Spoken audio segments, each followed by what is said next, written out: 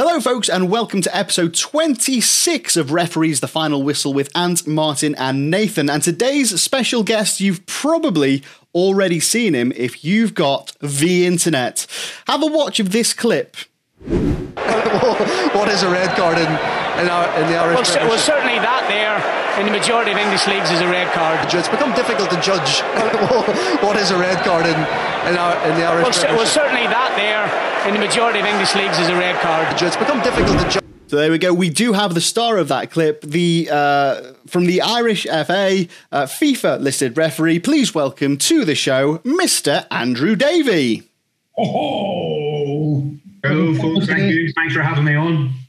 Thanks for being on. I just want to say, obviously in that clip you can't hear you say the words, but for the podcast, can you give us the quote? He can't do it, can he? I said it. We're really country-like as well, which is totally not like me as well. Calm the fuck down. But even if you watch it back, I'm almost sounding like I'm from up the country somewhere. Some of the replies on that tweet, on that video, was like, when you watch him say it, you can hear his accent, even though you can't hear the words. You know exactly where in the world he's from. And the funny thing as well, if you also look at those comments, there was plenty of other things that I could have said. But when you look at those comments, it actually fits in quite well to a lot of them.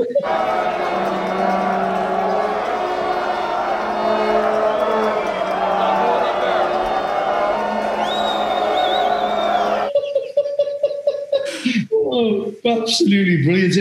Listen, it really is a joy to have you on, Hans. When we talked a bit story, you spoke really highly of you. So you're obviously a well-respected referee in the realms of referees, as well as like people like us looking at you. And it was great. And he said, oh, he'll come on, he's a good lad. And to see someone, you were on FIFA in 2016, 17, come off, worked hard, did all what you got to do.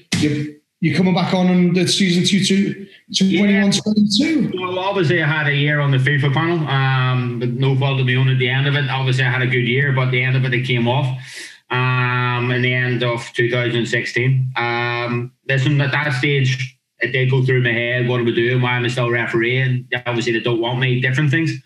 But no, stuck at it. I'm a big believer of refereeing. I referee for the Irish League because that's what I'm born and bred in. For me, anything that comes on top of the Irish League is a bonus. So for me, the Irish League, bread and butter, and that's what I want. In 2017, I did have thoughts of walking away and not being involved anymore. But I decided no to stick at it. I've kept my head down, kept my head down out of the spotlight as much as I can. Apart from that one thing. I don't think you've done a very good job of that, Andrew. That was the next year, I think it was. But no, I stuck down, kept my head down, refereed locally and kept going. And thankfully, fingers crossed, all being well this year, back on the FIFA list and everything's going sort of according to plan.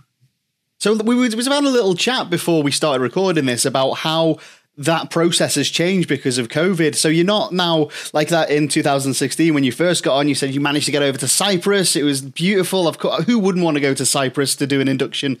What's this induction going to look like? Yeah, well, obviously 2016, what they do is that they pick a country where it's going to be sunny. So it'll never be in January in England or in Northern Ireland. Even in July, probably wouldn't be in England or Northern Ireland, just in case. But so we got to go to Cyprus this year.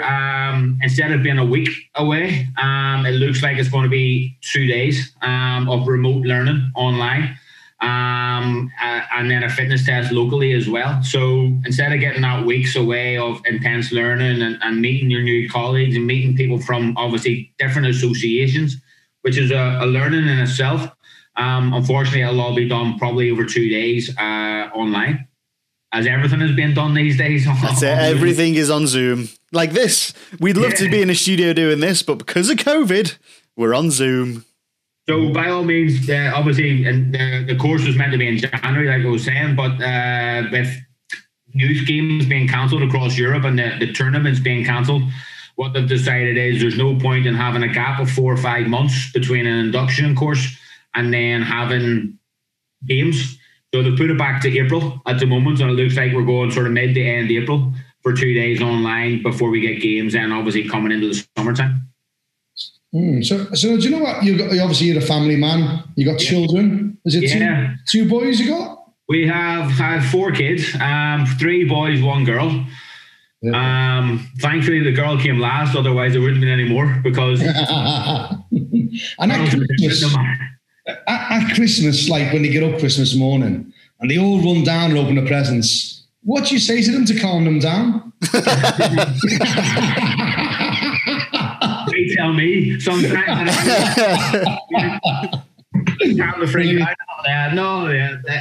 Listen, the kids are superb and the kids are absolutely massive. And we talked about the whole lockdown. Kids have been I've never spent as much time and actually enjoyed spending as much time at home and spending the time with them away from football. Absolutely. But now it's got to the stage where we're refereeing. We're out most Tuesdays, Saturdays. And that's great because I get a break away from them. Now I'm away back refereeing on a Tuesday and Saturday. But the whole lockdown's been given a lot of time with them and spending time with them, and it's been absolutely super. Oh, lovely to hear. It's children are a blessing, and it's when you spend time with them, they're funny, engaging, and you really they're a great leveler, aren't they? You realise you have problems in your life, football pitch, or some players pissed you off. Having the kids to come on to and understand them. Wife, we've said it before, mate, it's very important, isn't it? Wouldn't have got anywhere, obviously, without that. At the end of the day, the amount of time before I worked in the association, obviously you were working a 9 to 5 job, and then you were training at night time, and you were away refereeing, you had meetings at night time, you're away all day Saturday. So without the understanding and the support that comes from a family, then you wouldn't make it anywhere within refereeing. And I think that's a major factor in how I've done and how much I've been able to put into the game. That's all. Couldn't agree more. Nate, when you seen the clip and you seen Andy say that clip, and you see it, and the way we are also committed, and you put in the ingredients of that. There's Andy being on FIFA, wanting to get back up, and you see that on Twitter. You go, oh, for fuck's sake! What advice do you give to people causing that sort of mental challenges? That's something I think is quite positive. Humanise the referee, but that certain people in football don't want us to be like that. Well, I think it's interesting. I think Andrew will hopefully back me on this. Is I think the key thing to do is to understand the crowd that you're refereeing to an extent, to understand the teams, to understand the level. You're not going to say that if you're doing an under-12s game. So I think that it's about understanding it, and I think, to be honest, if we look beyond it, obviously the clip's gone viral, and that's sort of the main talking point. But what I would probably ask Andrew is, what was the reaction to that? Did they calm down? Well, this was strange, and I tell you the background sort of behind the whole scenario. So this was our League Cup final. So it's the second highest cup final in obviously the Irish Football Association, the NIFL League Cup final, live on Sky Sports. So at that stage, we didn't have massive publicity in our game. We had Sky Sports, who would show roughly about 6 games a year. And then we had the BBC local channel, who would maybe show the Irish Cup final, and that was it. So for us, getting a Sky game was massive, especially for the referees, because it gave you a chance to sort of showcase what you were there for. So this was the cup final. It was on Sky, and that added a wee bit more pressure to the game. So 2 players, centre forward, centre half, for either team, had been getting a wee bit niggly early on in the game. And I sort of had a wee quiet word with them before this to sort of calm them down. What happened then was, and I'll talk as well, is a tackle comes in on the Linfield player. A tackle comes in, which, looking back on it, should have been a red card. Now, I only yellow carded it. In my eyes, I looked at it and it was 23 minutes into a League Cup final, live on Sky Sports, that I want my first card to be red. And I probably panicked a wee bit and sort of went, this one will yellow card it. I got that bit wrong, looking back on it. It didn't have any effect on the game in my eyes. Linfield went on to win. The team who would have had 11 players against the 10 went on to win. It didn't have any detrimental effect on the game. But just after that, we had obviously the tackle went in, and then we had a coming together of the clans, to which the 2 players who I had spoke to earlier on again had a bit of a coming together. Obviously, after we'd settled everything down with all the shouting, I think I probably have just lost a wee bit of, not temperament or rag, but I've just sort of got to the stage where we've had this over nothing. We're all having a bit of an argument about nothing. And I literally shouted to the two players, calm the fuck down. Like you say, you wouldn't use it in an under 12 games. And it's also a big thing for me, refereeing, is knowing your players and dealing with the players and knowing how you can speak to the players. And those two players I get on quite well with. So I literally thought nothing of it, shouted over to the two of them to calm down. And that was it. Did they just say, all right, fair play, ref, sorry? Or yeah, was there anything? Two of them actually just said, okay. And there was nothing really from them the rest of the game. And they managed, and that was, I think, only had another 2 or 3 yellow cards in the game. And there was no other sporadic bits of sort of handbags or coming together. I think from that moment was sort of, it did calm down, and it was a great game to watch. And I think the game finished, although there was a talking point of a red card, I think the main talking point came out when the clip came out, more than the fact about the red card. So I never thought anything of it. To be fair, we done the game went okay, and we finished the game. We have a sort of tradition here where we would go out on cup final days, and the boys were out in the town watching the game. There was a WhatsApp group. I went in after the game. There was 100 messages on the WhatsApp, so I didn't even look at them. I scrolled through them. The 4 of us from the game, we went down into the town. We were sitting quietly in a bar and sitting relaxed, having a couple of drinks, waiting on everybody else coming in. About 20 minutes later, 15 other referees piled in the door who'd been out on the drink for 2 or 3 hours. And they started merrily getting on, and everything was okay. And then all of a sudden, I kept on noticing people shouting, calm the fuck down, calm the fuck down. Looking at them going, what are you talking about? What are you on? And then after a wee while, I lost. I said, what are you going on about? And then they said, do you not look at the WhatsApp group? There was 100 messages on it, and I didn't look at them. Go back on and have a look at the video. I was like, what? So I went on and had a look, and I was like, oh, that could be bad. And then it all sort of it kicked off from there. I think this is a bit of an interesting one, and one definitely I think the listeners and viewers will be interested in. Just thinking about that moment within the game that you said before, where there was obviously I assume it was a serious foul play challenge. Yes. Yeah. Do you think that if you had shown the red card, do you think that would have actually evoked more of a reaction than the way that you managed it or the way you chose to manage it? I don't think anybody really at the time thought it was a red card tackle, to be fair. I don't think there was much of a complaint at the time. I think what's happened then afterwards, people have seen the replays, different angles, and then realised, yes, it was a red card. The 2 players who got involved were going to get involved whether I showed a yellow card or red card. So I don't think the sort of tackle or what I'd done had any sort of impact on the sort of management of it. Yeah. I think it was just one of those ones where my angle was wrong, and there's no point of look back at it and straight away you go back, and as a referee we look back and sort of see I've got it wrong, but why have I got it wrong? At a wrong angle, I'm stuck behind the player, I haven't read it, and I haven't got round quick enough to see the angle of it. So I don't think anything I could have done would have made anything different. Maybe wouldn't have said anything if I had shown a red card, and that might have been different. I might not be here today. So just continuing with obviously that happened, and in the parameters of the game it was dealt with. But we know that there's people out there, especially in refereeing circles, that are like, the referee should never speak like that. This is diabolical. Did you have anyone? How very dare you? Did you have anyone like that just ready and waiting to get hold of you after the game and go, hey, Andy, come on, man, what's gone on here? You know, what happened there?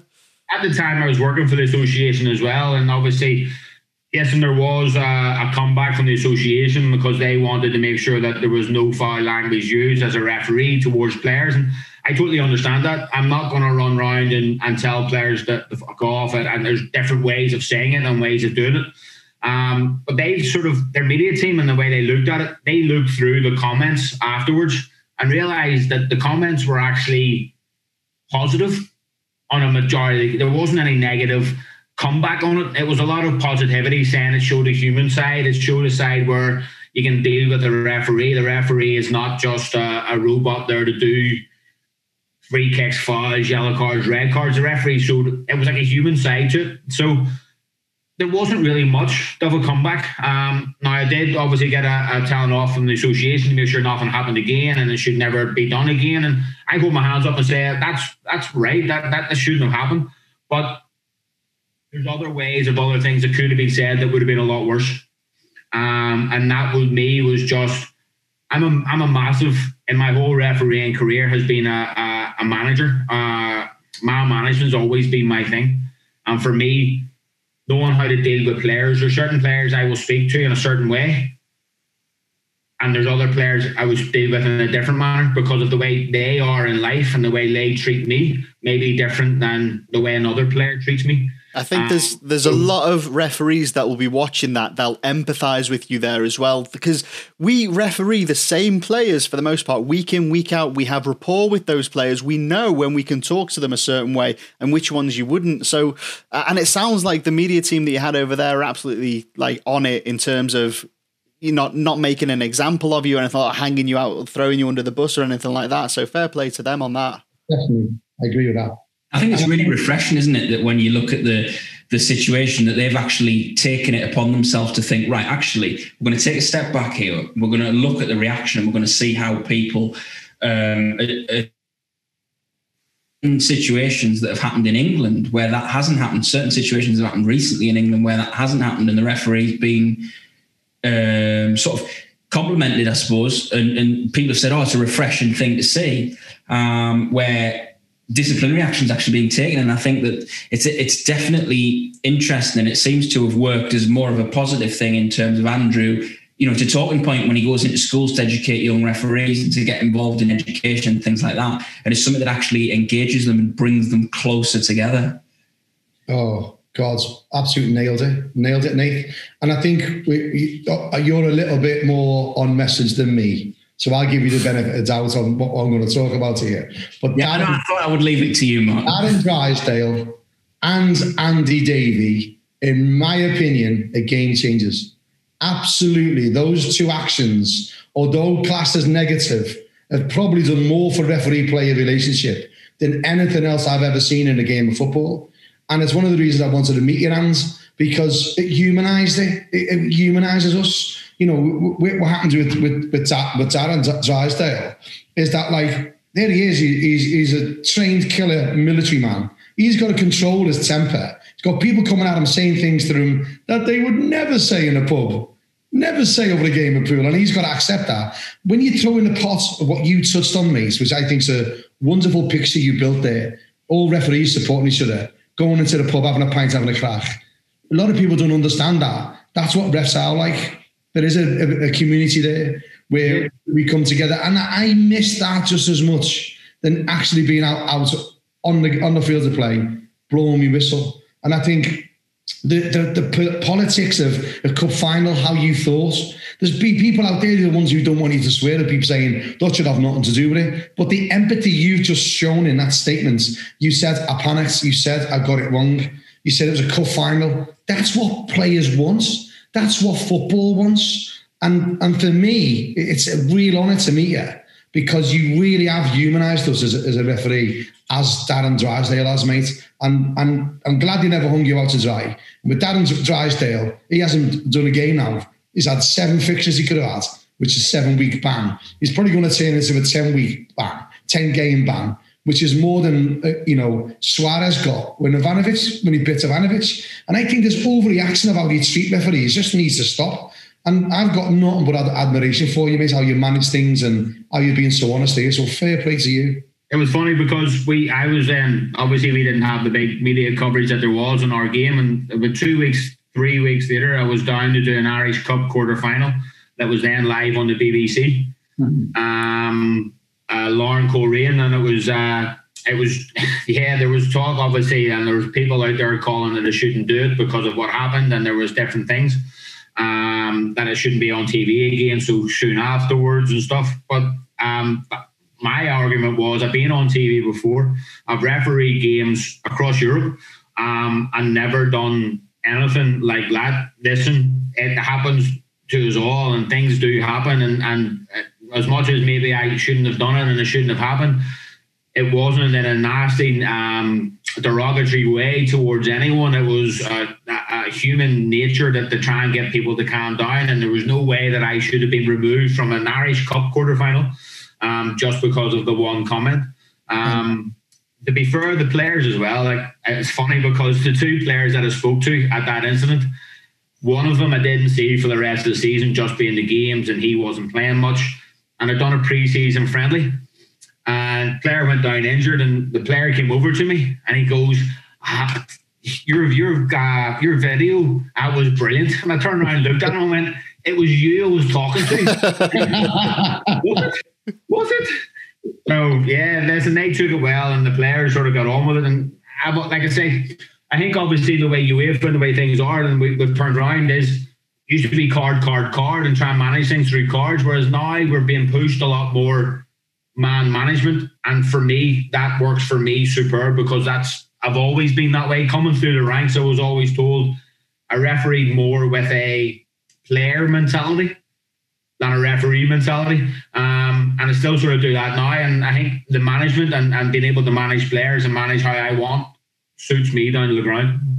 Yeah, right. And I think when I was coaching referees for the FA at Wembley, I remember the first thing David Ellery said was manage the technical, address the physical. And there's a difference between, and he's right, he's absolutely right, but there's a difference between managing law and negotiating law, isn't he? And we could risk up loads of words we would never want to say to a player, and we never want a player to say to us. Well, I'm sure the players said to us, fuck refs. I don't think we would automatically send them off, would we? And I think, and if anyone says they would, I think that they're not doing themselves so justice. And even, listen, Harry Enfield has done no scousers, any players at all, with the words calm down. So I've never been a great advocate of calm down. But listen, if I was a player and someone said that to me, I'd go, yeah, fair play, lad. I really would. And I think it's that negotiation of what you can say, who you can say it to, when you say it to, around the perimeters that you described. I think that's the perfect way to referee. And it is, and like Anton said earlier on about your players and knowing your players. Obviously in the Irish League, we have 12 teams. So you come across the players on a regular basis. You're seeing them, especially whenever we're not doing fourth official as much now with the COVID stuff, but when you were doing games, you were around the teams all the time, and you get to know the players. You get to know who you can speak to. And it goes back to another incident where there was a new player who had come in. He's originally from Northern Ireland, but he had been across the water, played in the League of Ireland, and it was his first game in the Irish League. And for the first 20 minutes, 25 minutes, he did nothing but swear at me and shout at me and give me grief. And after about 20 minutes, I lost it, and I said something. To be honest, I can't even remember what I said, but there was obviously a swear word in it, and I said it. And one of his teammates said, you can't say that to him.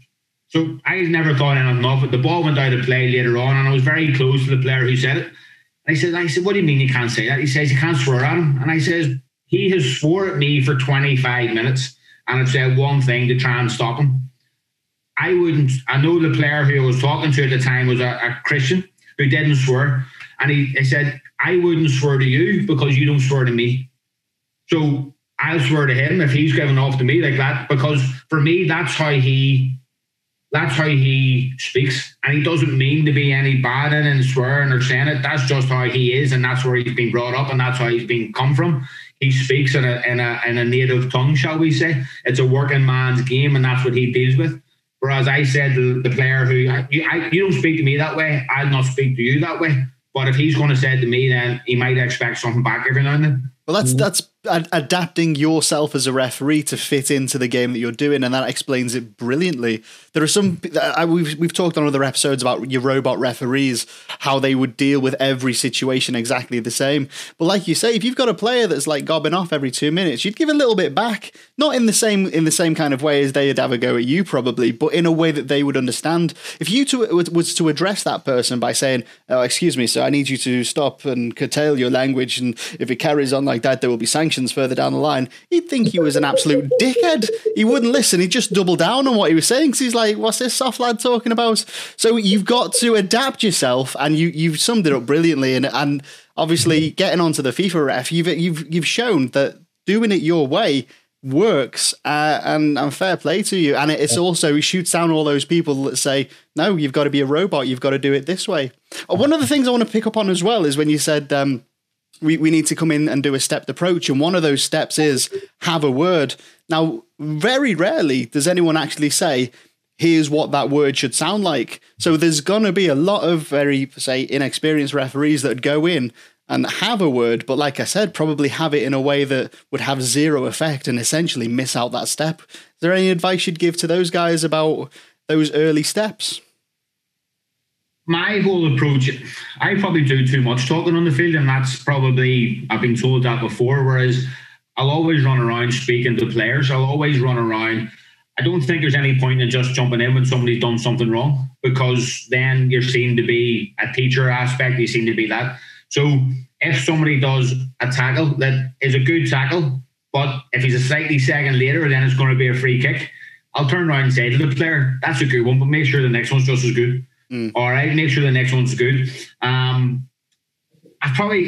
whole understanding is being relatable to the person. I know you have to do the whole body language is massive, and you can do the whole body language thing, but trying to be sort of on their level when you're speaking to them is the best way of doing it. Public warnings and speaking to people as much as you can, I find gets me through games. Yeah, beautiful there. Touched on it, positive reinforcement as well. Like, very few referees you'll hear will say good tackle. They'll say nothing. They only look for the bad stuff. But if you positively reinforce the things that you want to see, that's building yourself up to. It's a massive thing that we try. Obviously, with my work within the association, we do recruitment classes, and we bring people. I look after the people who would come in the first 2 years sort of within refereeing within Northern Ireland, and try and build them up.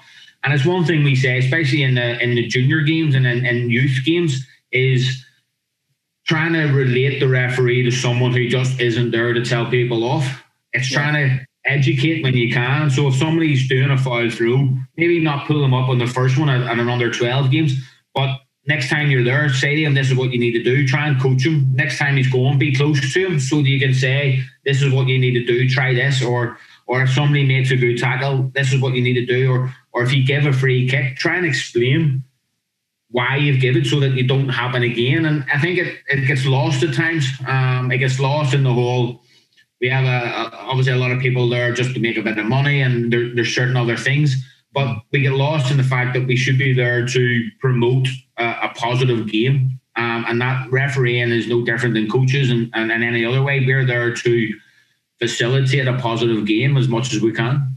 I you know what? When I just can't believe how spot on you've been with everything you've said. You know, it's a bit like, you know, going onto the Kop, and in the days when they all used to sing, "Here we go, here we go," you got some posh bloke next to you going, "Here one goes, here one goes." Just wouldn't fit in. It's saying the same thing, and I think that language sort of communication leveler, it's always been positive to speak on the terms. But not, you know, not go over the top. And it's honestly, it's so important where when you're delivering something to someone, deliver it in a way that they're used to, not something that they're not used to. I've always said, someone's used to having a McDonald's meal. Don't give them an a la carte meal. Give them the best McDonald's they've ever had.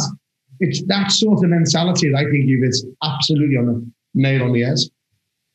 I'm interested in asking, you know, obviously when we look across the world, we've got the Old Firm Derby in Scotland, we've got El Clasico, we've got Der Klassiker in Germany.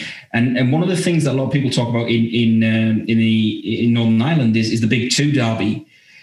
And I'm guessing that one's more often than not televised as well. Well, see, this is the whole thing. COVID's been an absolute godsend probably to our league.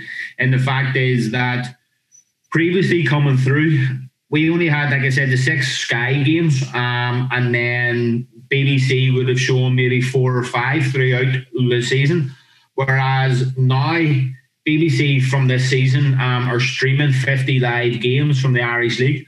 Yeah. They're putting 8, 10 on the BBC channel, and then Sky have got games as well. So we're this is the other thing that gets me as well. We're the worst referees that have ever been in the Irish League. All right, the fans, the supporters, we're the worst that there's ever been. No one's been worse than us. We're the worst referees that have ever been. But the way I look at it is, scrutiny has never been there as what we have. And when you come to the likes of viral clips and recordings of games, I know the best that there was never the amount of footage on an Irish League game as there was now, which is why every Premier League club before this, they were doing their own highlights programs. So we've never had as much scrutiny as referees. So maybe previously only the 2,000 people at the game would have ever seen a referee do something, and how many people would have picked it up? Maybe half of that, if even that. So now all of a sudden we've got clips going on and they're shown across the internet, and we're the worst there is. So it's strange. The big two would never have been seen. Going back to the sort of question, it would never have been that on. So now we have a lot more games on TV. So we're getting a lot more sort of footage. But the biggest game, obviously, our one is the big two on Boxing Day. I was going to ask about that, the big two, because I noticed that it was played on Boxing Day, and I assume you've refereed that game before. Yeah, I done it back in 2015, I think it was. For us, Glentoran have had a bit of a dip. For anyone that doesn't know the Irish League, Linfield are the massive team with all the money and have dominated for years. Glentoran have sort of financial problems, but they have now been taken over, are now a full-time outfit in Northern Ireland, and are now coming back to being one of the biggest clubs in the country again. So they've tried to change, and they've talked about changing our league to summer football, maybe running from March to November. But one of the big things that the clubs don't want to lose is our Boxing Day derbies. Because everybody's seen that as the big games. So there's 4 or 5 massive games, and they all want that. So they don't want to change it. They don't want to lose Boxing Day. But for any referee, you've got the Irish Cup final as your sort of main game. Yeah. And then the next one you're looking at is probably a Boxing Day derby. And if you can, the sort of big two on Boxing Day. So when you talk us through when you get that appointment, and then when you're actually right through to probably walking out with the ball under your arm in that atmosphere, which I assume is probably the most special, with it being Boxing Day as well. I think we talked about it on supply and contributory league levels here. The Boxing Day is the big payday for a lot of the non-league clubs in England. So what's that like for a referee? Yeah, well, I got sort of tipped off about a couple of days before the appointments came out that week to say that you're going to have a good Christmas. I sort of looked at it and looked at some of the other derbies, thinking there's a possibility I could get this one, a possibility of that one. Sort of never really thought anything. But it came through, obviously getting it. And for us, like I say, we referee for the Boxing Day games is massive. So, yeah, my kids went, and it was at Windsor Park that year, the National Stadium, but it was all being done up. So there was only 2 stands, right. But there was still 9,000. For Irish League terms, 9,000 is massive. You're talking on average maximum of 2,000 sort of in the game on any other Saturday. So there was 9,000 fans. And the way Windsor is, there's 2 tiers on one stand. And normally when you're doing an Irish League game, there's no one in the bottom tier.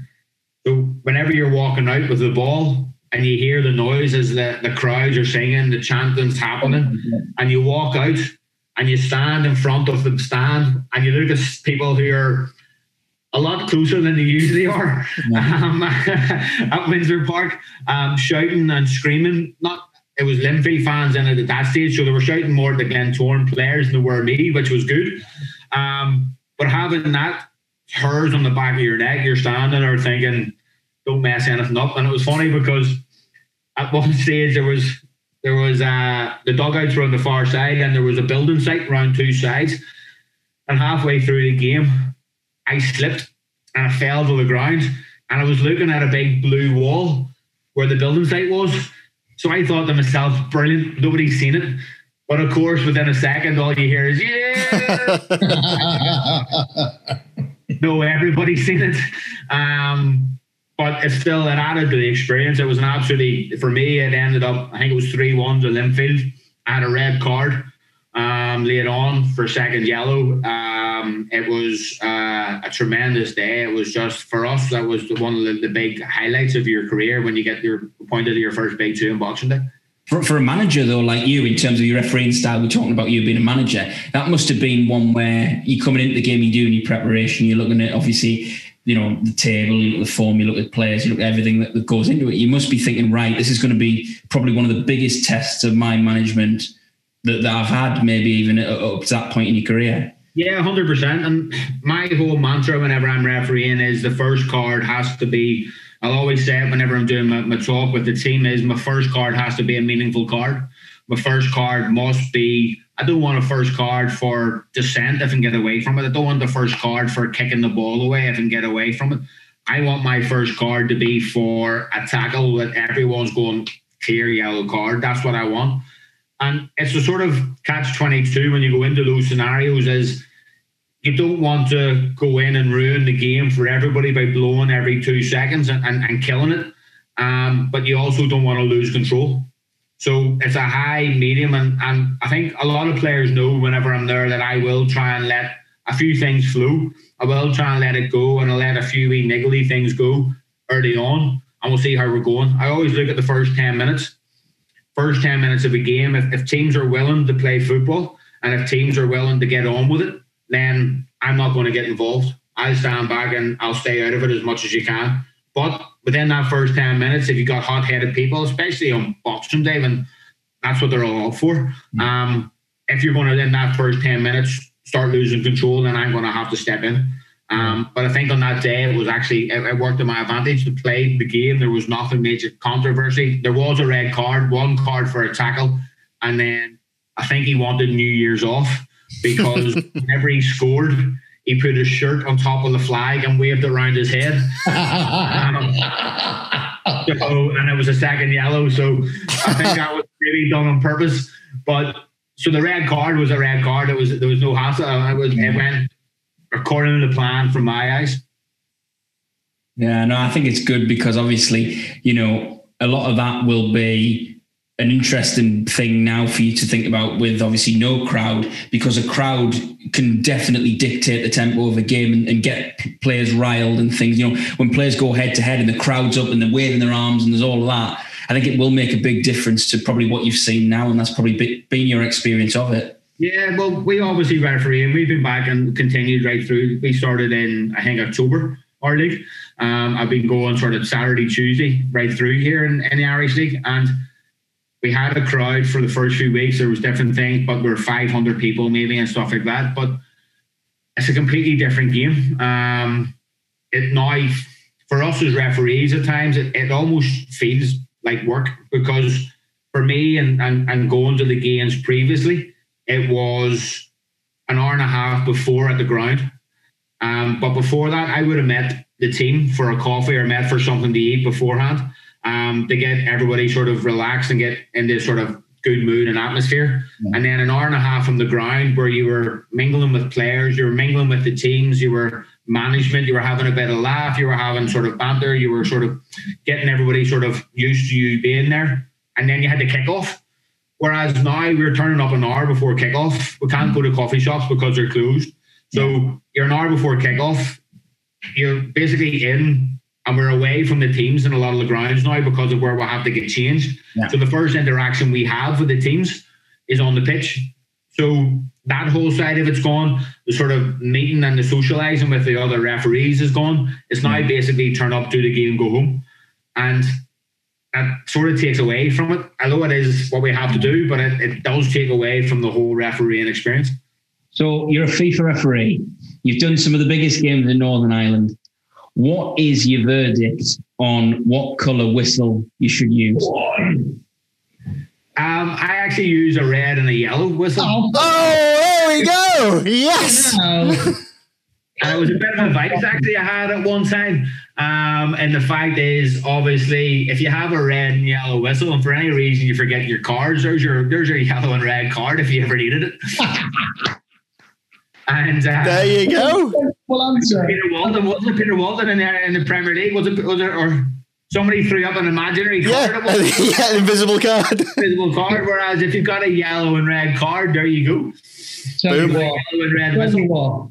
That is the most sensible answer we've had through all our 20-odd podcasts on why we use a coloured whistle. I think Martin and I will disagree with you, but we really love your justification for it. Absolutely, mate. What are you on about? That's what I've been saying the whole time.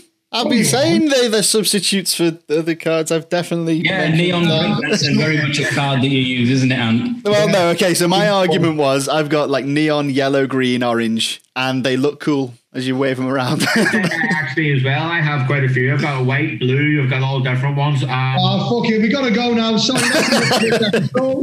But the one I would use most is the yellow and the red. Yeah, it seems to be the sort of ones I've stuck to. That's a good. Is it a Fox 40? Is it, Ant? Fox 40, yeah, two Fox 40s. I used a blue and a white, and then somebody told me off because I was refereeing a team in blue and white, and they said they'll think you're supporting them. So I sort of changed it from then. Yeah. We always ask about the whistles, mate, as I'm sure you've seen. But another question that we're going to bring into every guest that we've talked about is what brand of football boots do you prefer? I'm a sort of traditionalist. I wear Copa Mundials, Adidas Copa Mundials. Nice. Now, I got told off the other week. We've just recently changed kits to Macron, and we got a nice yellow top with matching yellow socks, which I wore the other week. I'm not too sure about, but I wore them the other week, and somebody told me off because the boots didn't really suit yellow socks. I need to get a pair of plain black boots, apparently.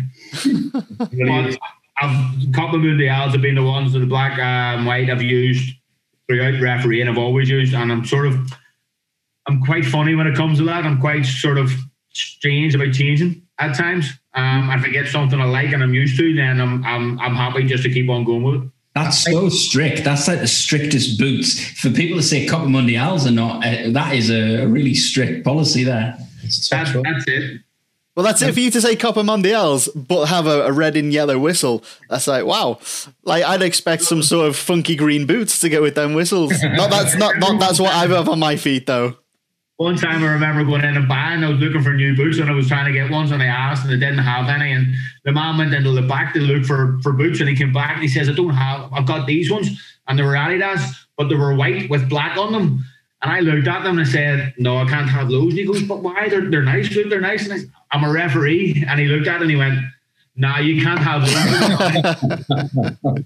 Although Georgie Best, bless him, he used to wear white boots, didn't he, years ago? I remember them being really popular in wearing white boots. But yeah, I think footballers, and we know a lot of managers and players listen to our podcast, is that they don't realise how important boots are to referees. We're just as precious about our football boots as players are. You know, we're fussy, and we got it in the other role we do at leisure leagues. We have the international referees where we go all over the world for our World Cup, and we got a sponsorship deal by Nike. Nike did all the boots for the referees free, but also did all the boots free for the England team. Now all the referees wore them. Klatz was there, Bobby Madeley's there, a few others, and they had no problem. They all wore them, complied with the deal. But the England players didn't. They were saying that's the worst time possible to try on a new pair of boots when you go to play football in a World Cup. So it was weird, the different attitude to it. The referee just went, yeah, let's do it. But myself, I would not. I would wear my ordinary boots. Now, if somebody was going to come and give me a deal to wear something else, I probably wouldn't say Anthony would wear Uggs probably going with his whistles. Yeah. I don't. Yeah. To be fair, though, I think it was the Adidas F50s that came out when I was at university. And one fella said, you should wear these. It's like wearing a pair of slippers. And I was like, I get that they're comfortable, but I wouldn't want to referee in a pair of slippers. I mean, there's comfortable and then there's too comfortable. I'm not that relaxed. Well, it's been brilliant to have you on. Do you know what? I knew this would be a cracker podcast. I really, really did. But some of the things you've talked about, I never thought anyone could put up a valid argument at me about a non-black whistle. You schooled me, mate. Absolute schooled me. And the way you explained about the community, admitting, that you made a mistake, that you panicked, which you've all been guilty of, all these sort of things, and humanising the whole point of explaining, we all swear at some point, I'm sure. I just think, this has been one of the most enjoyable podcasts personally I've done for a long time, mate, and everyone. Thank you for it. Thank you. It's been a pleasure. And obviously, we try to sort of promote. I think refereeing doesn't get the promotion at times that it should do. And there's something we're trying to do within the association is trying to promote within teams and within sort of schools and anything we can to sort of promote and say, listen, refereeing isn't really that bad. You know what I mean? There's like, I, for one, would never have thought I would have got what I got from refereeing when I started. I would never have thought I would have seen the places I've been to and done everything else. I just thought I turned up on a Saturday, done a game, and I went home, and that was it. And it was at the start, but refereeing has become a massive part of my life, and it's been strange. I would never have thought it would have done. And whenever I started refereeing, a lot of people were always, you're refereeing. I was always the one giving chip to the referee and shouting and screaming and doing everything else. So, but refereeing is massive, and I can only encourage it to as many people as possible. What a great way to end it on such a positive message. Beautiful stuff. So there we go. Thank you very much to our special guest, Andrew Davey. From myself, Martin and Nathan, thanks very much for watching, and we'll see you on the next episode.